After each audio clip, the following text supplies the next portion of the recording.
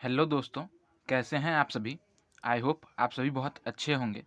तो इस वीडियो में हम बात करने वाले हैं अपने उन दोस्तों के लिए जिनका अभी तक सिलेबस कवर नहीं हुआ है, क्योंकि अब हमारे पास केवल और केवल 60 दिन बचे हुए हैं एसएससी जेईई 2024 के लिए।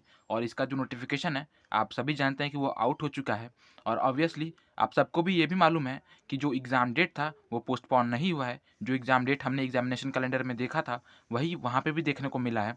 तो बहुत सारे मेरे ऐसे दोस्त होंगे जो परेशान होंगे कि अभी तक हमारा सिलेबस कवर नहीं हुआ, हमें पर्याप्त समय नहीं मिल पाया, क्योंकि ऑब्वियसली आपको भी पता है कि एसएससी जेईई 2023 के बाद बहुत कम समय मिला एसएससी जेईई 2024 को आने में। और एक तरह से देखा जाए तो ये अच्छी बात भी है उन दोस्तों के लिए जो काफ़ी समय से तैयारी कर रहे हैं, और कहीं न कहीं एक बुरी खबर है उन दोस्तों के लिए जो कि अभी नई-नई शुरुआत कर रहे हैं, जो फ्रेशर्स हैं, ठीक है? तो कोई बात नहीं, ऑब्वियसली हर सिक्के के 2 पहलू होते हैं, किसी के लिए अच्छा तो किसी के लिए बुरा। बट हमारे लिए ये है, हमारा जो कर्तव्य है, हमारे यहाँ पे जो ये होगा वो यही होगा कि हम जो है अपना बेस्ट परफ़ॉर्म करें। हम जितना बेस्ट पॉसिबल हो सके उतना बेस्ट पॉसिबल सिलेबस कवर करें, बेस्ट पॉसिबल प्रैक्टिस करें और जाके वहाँ पे अपनी परफ़ॉर्मेंस बेस्ट दें, ठीक है? अपना बेस्ट वर्ज़न वहाँ पे क्या बोलते हैं परफ़ॉर्म करें। तो इस बात में ये जो वीडियो है वो डेडिकेटेड है मेरे उन्हीं दोस्तों के लिए जिनका अभी तक सिलेबस कहीं न कहीं कवर नहीं हुआ है या फिर कहीं न कहीं अधूरा है, और उन्हें ये दिक्कत है कि क्या मुझे क्या करना चाहिए अपने इन लास्ट 60 डेज़ में। सच बताऊँ तो मेरे भाई ये 60 डेज़ हम जो गिन रहे हैं ना, वो भी 60 डेज़ है नहीं टोटल, ठीक है? वो भी 60 डेज़ टोटल है नहीं। हम ढंग से गिनेंगे और बेहतर अगर नेट निकालेंगे ना, वे नेट टाइम निकालेंगे तो और कम निकलेगा। बट चलिए ग्रॉस कहते हैं, ग्रॉस ग्रॉस मतलब ग्रॉसली कि 60 डेज़ हैं, ठीक है? तो इस वीडियो में हम यही बात करेंगे कि क्या कुछ ऐसे 5-6 पॉइंट्स हैं जिनको आप फ़ॉलो कर सकते हैं और जिनके थ्रू जो है आप अपने इन 60 डेज़ को और इफ़ेक्टिव बना सकते हैं, अपने कहीं न कहीं प्रिपरेशन को और बेहतर बना सकते हैं। इसके बारे में हम इस वीडियो में बात करने वाले हैं।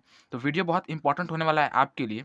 अगर आपका सिलेबस कवर नहीं हुआ है और ऑब्वियसली कवर हुआ भी है, तो भी ये वीडियो कहीं न कहीं आपके लिए इंपॉर्टेंट है, क्योंकि ये जो 5-6 पॉइंट मैं बताऊँगा, अगर उसे आप अपने लाइफ़ में ऐड करेंगे, अपने डेली शेड्यूल में ऐड करेंगे, तो कहीं न कहीं जो है आपको भी फ़ायदा मिलना ही है। तो वीडियो बहुत इंपॉर्टेंट है। आप मेक श्योर कीजिएगा कि आप वीडियो में एंड तक बने रहें, ठीक है? तो चलिए वीडियो को शुरू करते हैं। सबसे पहले हम जानते हैं कि हमारे पास टाइम कितना है, ठीक है? ऑब्वियसली हमें पता है एग्ज़ाम कोई भी अगर कॉम्पिटिटिव एग्ज़ाम है, तो हमें पता है कि वो हमेशा टाइम बाउंडेड होता है, ठीक है? तो यहाँ पे अगर हम देखें कि हमारे पास कितना टाइम बाउंडेशन है, तो ग्रॉसली अगर हम बात करें, तो हमें दिख रहा है कि हाँ, हमारे पास 60 दिन है, ठीक है? बट अगर हम थोड़ा-सा और बेहतर तरीके से देखें, थोड़ा-सा और हमारा विज़न जो है, वो फार करके देखें, मतलब फार विज़न देखें, ठीक है? और क्लियर करके देखें, तो आप देख सकते हैं कि नेट टाइम की अगर बात करें कि हमारे पास नेट टाइम कितना है, वो टाइम कितना जितना हम इफेक्टिव तरीके से पढ़ सकते हैं, यूटिलाइज़ कर सकते हैं, तो वो है हमारे पास कहीं न कहीं 45 दिन, ठीक है? अब आपके पास केवल और केवल 45 दिन ही बचे हुए हैं, इसीलिए मैंने इसमें से 15 दिन घटा दिए, क्योंकि ऑब्वियसली 10 दिन आपको लग जाएँगे मॉक देने में, आपके पास एग्ज़ाम के टाइम पे बहुत प्रेशर होगा, उस समय आपकी पढ़ाई उस लेवल की नहीं हो पाएगी, उसके साथ ही साथ आपको रिवाइज़ भी करना है, तो रिवाइज़ करने में भी आपको कुछ दिन लगेंगे, उसके साथ ही साथ आपको कहीं न कहीं एग्ज़ाम का जब सेंटर जाएगा, तो आपको ट्रैवल भी करना है, तो बहुत सारे मेरे दोस्त होते हैं जिनको 1 दिन, 2 दिन ट्रैवल करने में लगता है, तो वो भी टाइम वहाँ पे काउंट होना चाहिए। क्योंकि एक-एक समय, एक-एक दिन जो है हमारे लिए क्या होता है यहाँ पे ज़रूरी है, क्या बोलते हैं बहुत ज़्यादा इम्पोर्टेंट है, इम्पोर्टेंस रखता है, ठीक है? तो इन सब चीज़ों को अगर हम काउंट नहीं करेंगे, तो ऐसे ऊपर-ऊपर तो हम कह सकते हैं कि 60 डेज़ हैं, बट कहाँ है, हमें समय कितना मिल रहा है? 45 डेज़ ही मिल रहा है। तो हम जो है तैयारी करेंगे 45 डेज़ के अकॉर्डिंगली, ठीक है? यहाँ पे मैंने छोटा-सा फैक्टर ऑफ सेफ्टी भी लगाया है।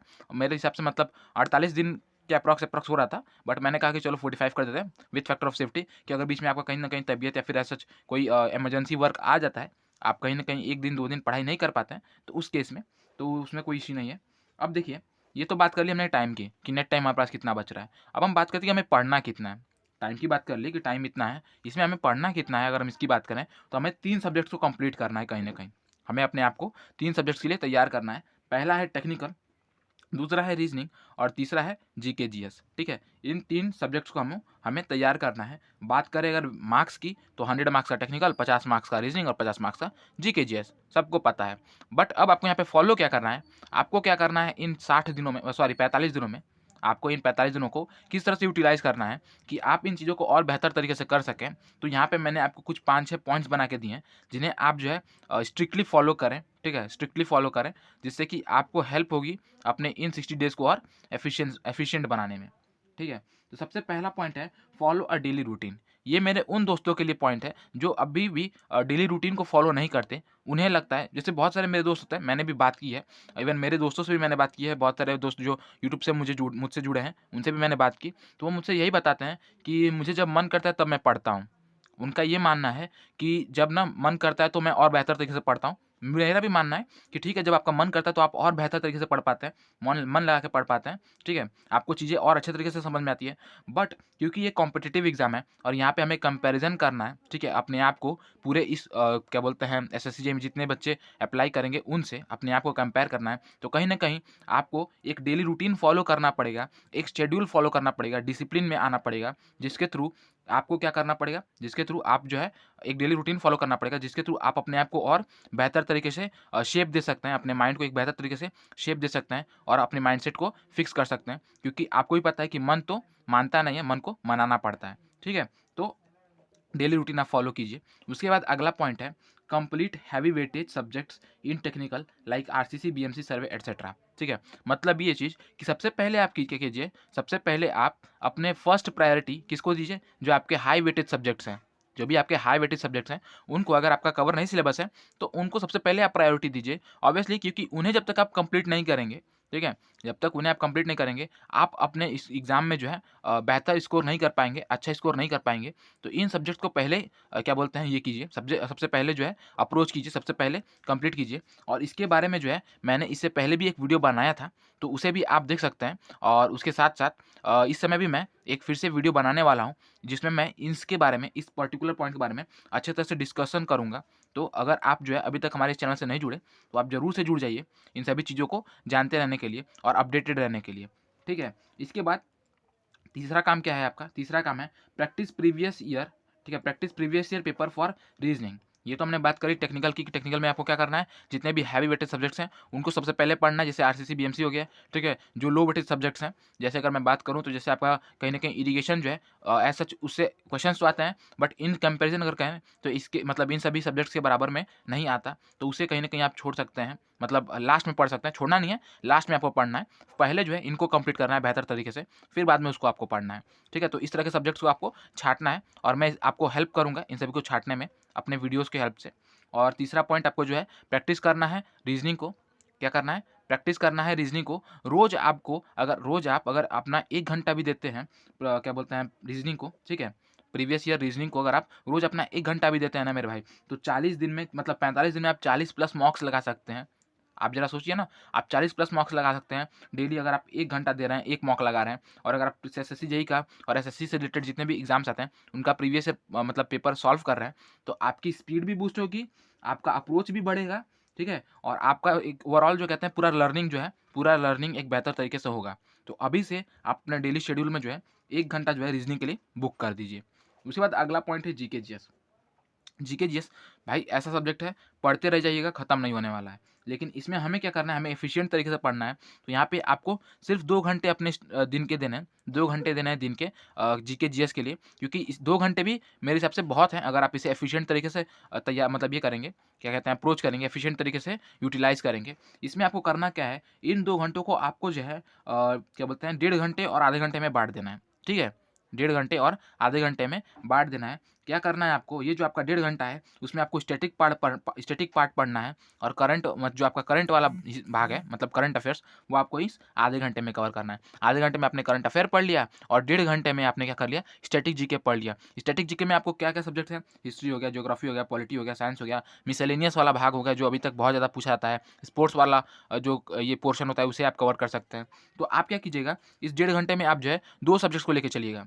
आपने हिस्ट्री पढ़ लिया और फिर जो है पॉलिटी पढ़ लिया, फिर अगले दिन जो है अल्टरनेटली अगले दिन ज्योग्राफी पढ़ लिया, और फिर साइंस और मिसेलेनियस पढ़ लिया, फिर अगले दिन हिस्ट्री पढ़ लिया, पॉलिटी पढ़ लिया। इस तरह से आप पढ़ सकते हैं। और आप क्या करिएगा, आप जो है ऐसे सीरीज़ वाइज़ मत लेके चलिएगा।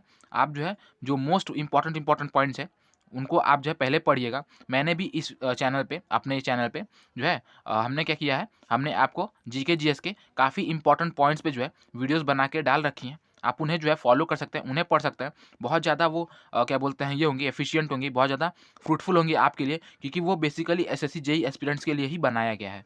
इसके बाद अगला पॉइंट है प्रैक्टिस पीवाईक्यू एज़